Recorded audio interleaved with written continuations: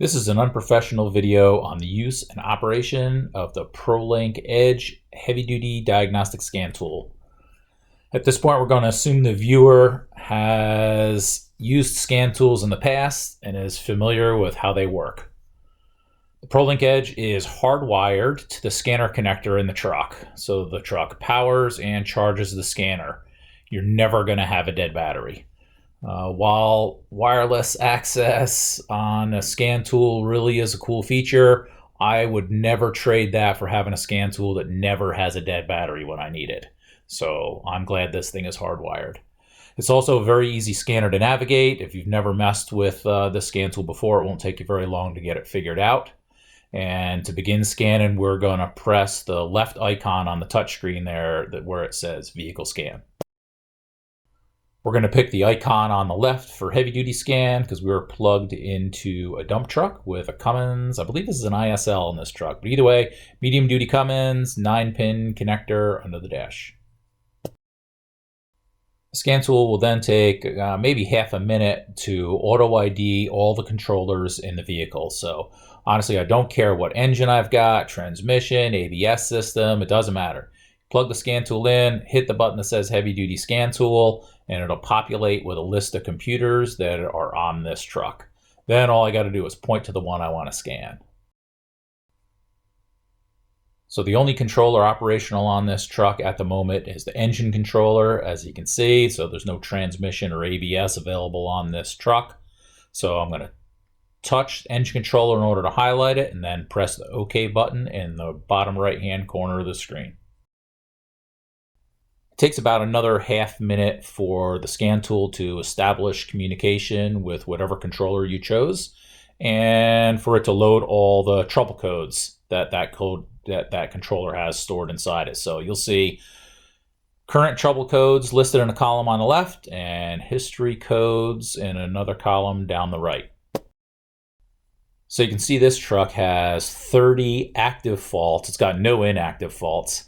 I can see 6 of the 30 active trouble codes, and if I want to see the rest of them, you do the smartphone scroll. You just touch the screen and drag up, and you can see the rest of them.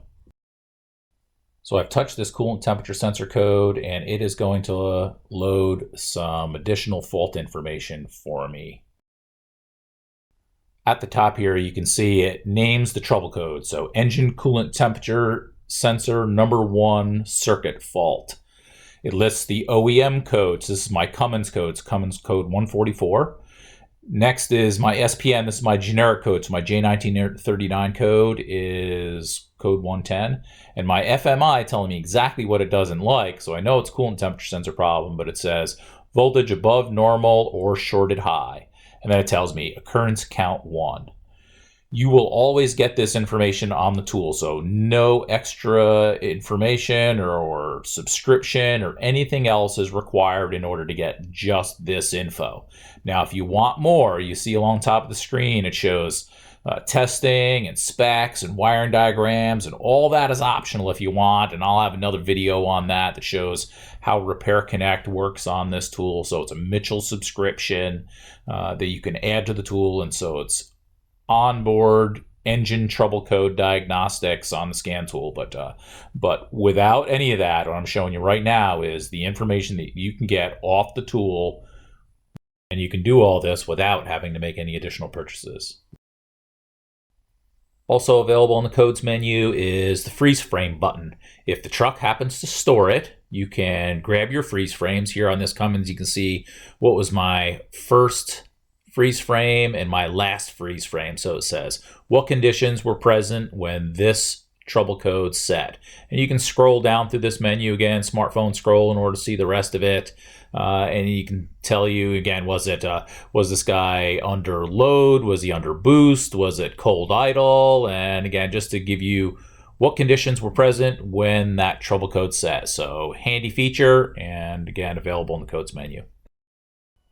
When you are done fooling around in the freeze frame menu, you hit the left arrow that's in the bottom left-hand corner of the screen, and it will return you to the main menu where we can choose codes, data, calibrations, and functional tests. Back at the main menu, I can easily navigate to any other place on the scan tool I want to go, but we're going to go to the engine data list, so touch that.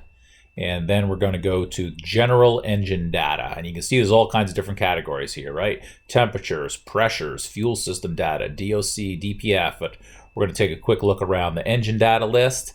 And you can see once we've chosen that, we can smartphone scroll in order to see more data on that list. Here's a quick look at a few of these other data menus. So DOC DPF data, I can very quickly see DPF soot load, my regen status, exhaust gas temperatures, DPF differential pressure sensor. So everything related to DPF. Move down a menu here and we'll see DEF related data. So note that you can see here DEF line pressure, total amount of DEF used, DEF fluid quality, DEF tank level. Move down another menu and I can see inlet and outlet NOx, inlet and outlet SCR temperatures, EGR related data, so commanded and actual EGR position, EGR cooler efficiency, EGR differential pressure sensor. So handy info, and again, this is all grouped up to make stuff really easy to find and very easy to navigate. So again, keep going down, turbocharger data, fuel pressure data. And so anyway, as you can see by now, nice and easy to navigate, nice groups, and you should have no trouble finding any data that you need in here. Another thing I want to show you here is how to build a custom data list, or what they call a quick list here. You've already seen how to search out the data that you want and to navigate the data menu. So find the PIDs that you want and then just touch them to highlight them. And as they highlight, you'll watch the quick list start to build. You can add 8 PIDs to this data list. So we're going to navigate around a little bit, grab a few PIDs, and then display our quick list. After you've built a quick list, you can graph the data as well if you want to. So to do so, just hit the button on the bottom. It says graph. It will show you the 8 graphs of the PIDs that you chose. The graphs will auto scale. So whatever the new upper and lower ranges are, they adjust automatically. And as you see, we can highlight any one line of data. And when you do that, so you touch the PID on the left, it'll highlight the graph or the one line on that graph and put digital data on the end of it. So you can do this one PID at a time. And again, just choose the button on the left of the PID that you want to highlight. That line on the graph becomes bold and gets a digital marker on it. The last feature in the data menu that I'm going to show is record mode. You can record the 8 PIDs that you chose in your custom data list. And while you're recording, you can choose to watch live data if you want to, and to record bookmarks. You can record as many bookmarks as you want to. And when you're done, you can watch that recording later and then very easily navigate to any bookmarks that you stored in there. Next on the list is the calibrations menu. This menu is going to vary widely depending on what year, make, and model you plug into. But you see on this truck, we have some PTO settings and a few other programmable parameters. So we can do things like turn the cruise control on and off, add an engine idle shutdown timer, or adjust the length of time before it shuts off. Also change top vehicle speed, or top vehicle accelerator speed anyway. And so you can grab any one of these calibrations, how to navigate, as simple as just, punch in the number that you want in the box, hit enter, and it should make the calibration change. Some manufacturers will require a key cycle afterwards, but this is not hard to navigate. You just follow the directions on the tool, and you'll be able to make these changes. Of course, if a manufacturer has these password protected or pass locked, then you are not going to be able to bypass that.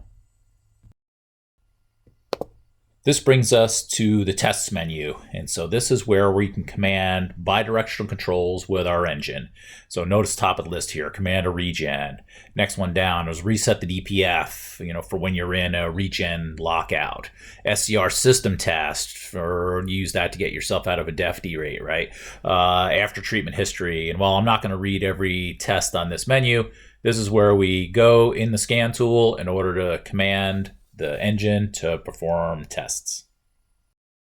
Before I show you any bidirectional controls, I want to show you a trick that I use all the time, and that's to build a quick list with any data that you want to see while any bidirectional test is running. So let's say, for argument's sake, you wanted to watch your EGR valve when you command a regen to make sure the thing isn't popping open and booting you out of regen. So build yourself a quick list that has EGR data in it, and then that data will get added to the regular data that's in the regen list. I often use SCR outlet because it's not a PID that's commonly given, but I want to know what the temperature is on the outlet of the SCR while I'm commanding a regen. So build yourself a quick list, add it to it, and then any bidirectional control you command from there on out will have your quick list data added to it. So here's a quick example. I'll command my DOC DPF reset, and you'll see that it drags that data in that we just chose. And of course, it's nonsensical commanding on this test. This is just a reset. But again, if I was commanding a test that it was, going to be engine running, I want to gauge my cooling fan, I, maybe want to watch my engine temperatures, that sort of thing. So anyway, build a quick list, drags it into any bidirectional control. Also, notice that in the upper right-hand corner, there's a little I button. And if you touch that I button, it will load a description of the test. So it'll tell you, why are you in here? What does this test do? Are there any pre-qualifiers? Are there any little tech notes or tech tips? And so anyway, it's nice little information added to the list of bidirectional controls to help you out, let you know what you're getting into when you push the button. So let me give you a little better example of this. I'm going to click my def doser override pump test. You see that I'll get a little warning screen when I command it, a little bit of information here for me. And then once I'm into the test where I can choose to begin it or abort it, I can click on my little I button in the top right-hand corner of the screen. So let's do that now. And you'll see it starts off with my little warning here that DEF is corrosive. And then it gives me some instructions. It says, if this is an airless system, then this test runs key on engine off. If it's air assisted, then I've got to do this with the engine running in order to keep my air pressure up in order for this test to run right.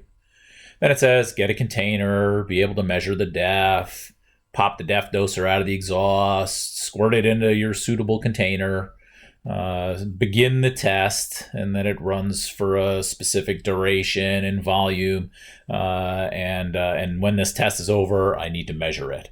So this is great. This tells me what this test is designed to do, and of course I'm going to need to follow my service info if I want to know, exactly how much DEF it's supposed to squirt and that sort of thing. But these little tips that are listed in the functional tests are great to have, especially when you have no idea what an individual test does.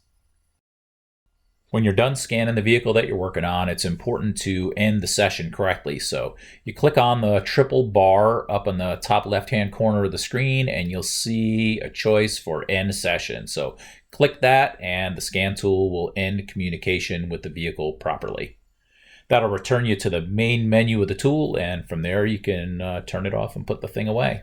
If there are any other topics you'd like to see on the ProLink Edge, be sure to let me know in the comments section, and I can build videos for that. That's it, and thank you for watching.